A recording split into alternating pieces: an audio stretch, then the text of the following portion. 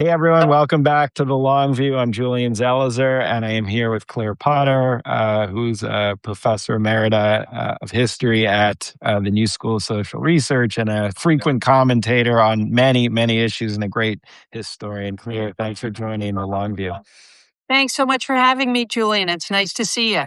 So I kind of thought of talking to you. I read this article that's going around in academia, Tyler Austin Harper's "Why I Quit the Tenure Track," Yeah. which was in the Atlantic, and it's about some of the issues he saw at his college in terms of DEI, hiring practices, concepts of race.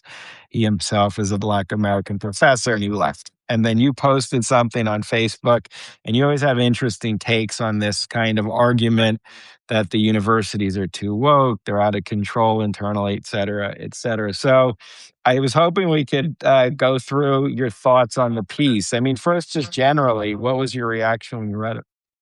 Well, my first reaction is that this was Tyler's personal experience, and it became elevated to a general commentary about higher education, which, since you and I write for general audience publications all the time, that is, of course, what editors urge you to do.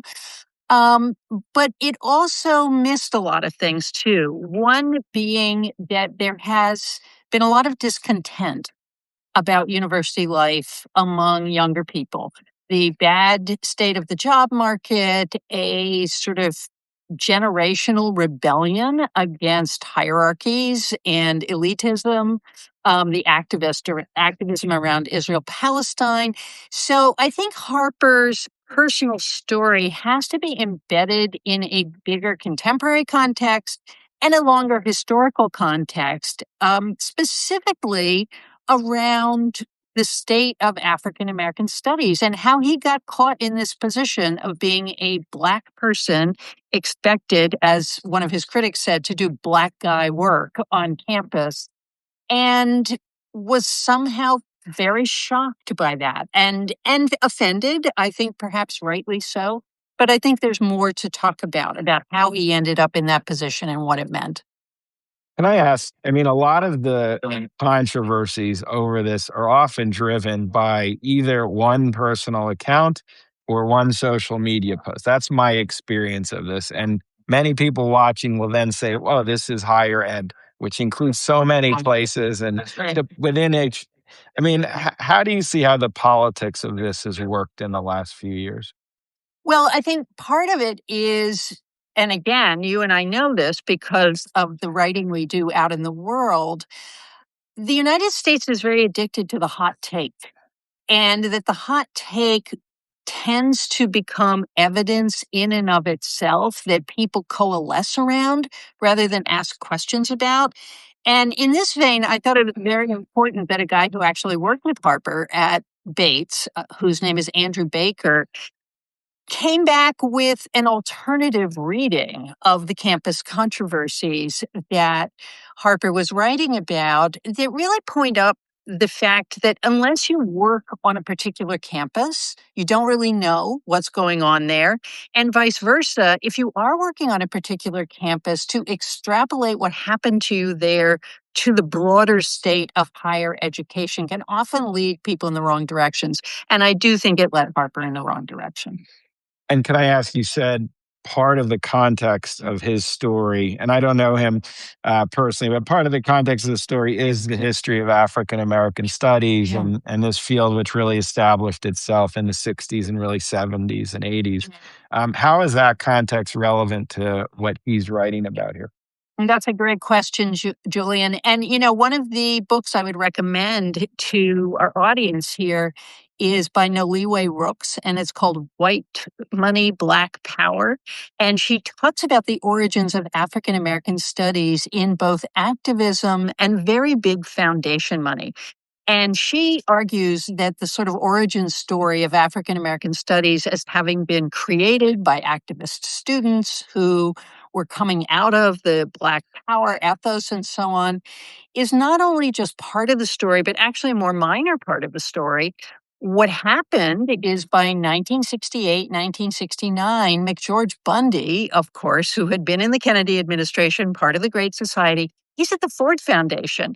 And he looks at schools, particularly Yale, where he, of course, had gone, and Harvard, where he taught, and said, we can't possibly bring Black people into these institutions in large numbers without teaching Black history and, teaching race across the curriculum. So the Ford Foundation, I think in 1969, gave out something like $9 million worth of grants to establish African American studies on campuses across the country.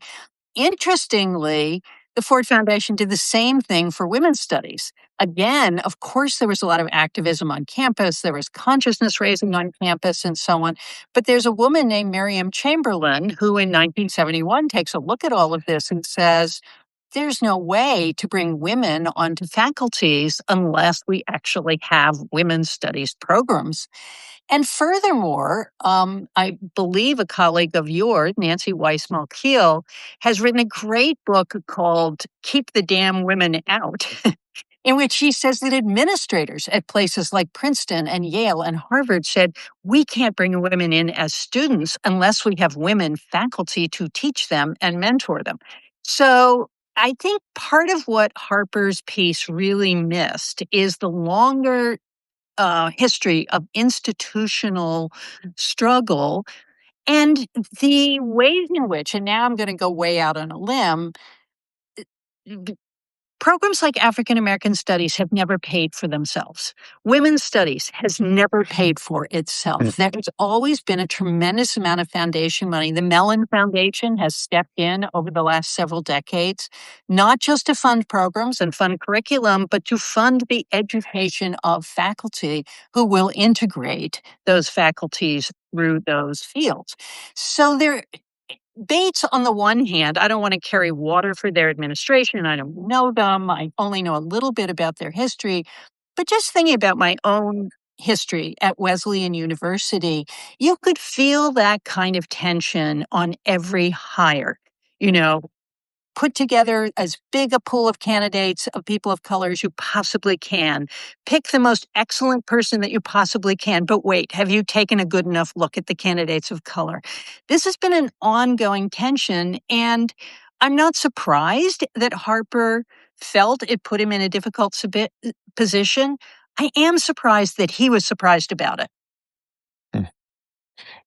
Yes, and I think that's a fair and astute kind of take on the piece. Can I just again? I'll move away from him, but I don't know how I'm often frustrated these days in that I hear from people all the time about fields like or kind of areas of study that you're talking about. African American studies, women's history, gender history, sexuality, and it's just routinely dismissed as kind of essentially this political project in the thinnest of ways. But it's not. You talk about the institutional barriers to hiring, but substantively, I'm not sure people always get how um, unaddressed all of these questions had been, certainly in history, kind of pre 1960s. Can you talk a little bit about it, really in any of the areas, what they tried to contribute substantively? Well, African American studies and women's studies, of course, tried to bring people into history that had more or less been shut out. And I would like to say, and I think Andrew Baker, who responded to Tyler Harper's piece, makes this point. There were a lot of white people who were in there teaching Black history, ethnic studies, Native American history. There were a lot of men who were teaching women's history. I mean, one of the first big books in women's history was written by Tom Dudlin. So almost from the beginning, there was this split between the identity politics of the funding and the people who were really coalescing around the intellectual project. For example, you know this, but I don't know how many of our listeners do. For years, the American Revolution and the Civil War were written about as if women were just sort of like hanging out in the background, waiting for it to be over, or as if there were one or two women, like, Abigail Adams saying, "Remember the women, John." And then we had scholars like Drew Faust, for example, who wrote a book about women who took care of plantations during the Civil War and said, slavery could not have survived without white women's complicity in it, right? That really changes the narrative. So I think one of the things that's very important about these fields, and certainly the initiative that Bates made to, for example, teach race and colonialism in chemistry departments. And one of the things that can be important about that is that at a very young age, you are opening up students' minds to what's possible, not what simply exists that they're supposed to adapt to. And then kind of building on that, what's your general take on look, I'm always open to hearing different perspectives and arguments about the problems at universities. How much of a problem does this article or does this broader critique tap into? Meaning it's been around for a while. Where is it onto something that should be addressed? And where is it a case of one or taking things out of context? How do you kind of navigate that, if at Right. all? Well, let me just say that my own personal history was being, the second generation of women to be hired into tenure track jobs, and really the first generation of openly gay people to be hired into tenure track jobs. So I'm very familiar with the ways in which colleagues who believe they are welcoming you with open arms can also be simultaneously objectifying you. And that people who have minoritized identities of various kinds, and let me just say, I mean, when I got to Wesleyan, I had Jewish colleagues who didn't tell people that they were Jewish because the prohibition against only hiring so many Jewish people was so recent. And they just got used to never telling anybody that they were Jewish. So all of these things are part of the history of the university. And I think when a person who comes into that, on a certain level, they need to know that their colleagues are people of goodwill who are open to changing things. And when they're not open to changing things, you can shift over to another colleague who does. And I don't want to be a Pollyanna about it. I think Harper was more offended than he was suffering. I don't get Mhm. the sense that he was saying, I was harmed by this, or I was so indelibly traumatized all the time that I had to give up my job. But I think he was offended by it. And I think it's wise not to be offended by one's colleagues, particularly when they are reflecting dynamics that exist in the world. I mean, I don't really understand how setting foot on a college campus is then supposed to put you in this ideal world that is unaffected by the larger dynamics of society. And I think that is often the expectation around certain kinds of activism and critique of particularly small colleges. The other context you said earlier in the conversation was students themselves Yeah. and some of the feelings they have about institutions and about their prospects or the Mhm. world they're going into. How did that influence? And again, not I'm not his article Right. is a taking off point, but in terms of this debate about colleges, where does the student experience in 2026 or whatever fit into how these issues unfold? Well, I think there are a couple ways. One is that there is so much more of an emphasis on how your education takes you to the future. Mhm. I'm a little older than you are, but I remember actually some of my happiest days at the beginning of the semester going through the Yale Blue Book to just see all the courses that were available. and what Right. would be fun to do. We had very few requirements in the 1970s that had actually been sort of dispensed with at the end of the 60s. But I think there has been a much greater emphasis in the last 10 or 20 years on what is it that makes a student's success measurable? What is it that allows this very pricey education to translate into a remunerative job? And that has made students a great deal more cautious about experimentation. That being said, courses in African American studies are usually uniformly popular across the university. And these programs have a real problem in that they have very few faculty, they have very little control over their own hiring, but a great many students, the majority of whom are white, want to take a course in a field that they've never encountered in high school. So I think one of the things that students bring to the table in all of this is a set of expectations about what should be available to them, but they're also making choices that make the things they want less possible. Hmm. Yeah. Um, well, let me turn to a slightly different question, but Yeah. not totally. So you said how you came in early on, whatever wave it was or generation in terms of studies of gender, sexuality. You were also very early, I remember, in terms of kind of public outreach, and not just public outreach, but in new media. Mm. But you've been doing this for a long time. So my question is, do you think academics have done a good job trying to respond to this very deeply held critique? I find it not from right wing conservatives. I find it across the spectrum, this fear. Do you think academia has done a nice job or good job or an ineffective job at responding to these critiques? No, I don't. And I think part of the problem, and maybe it's just because of the kind of scholar I am, part of the problem is structure.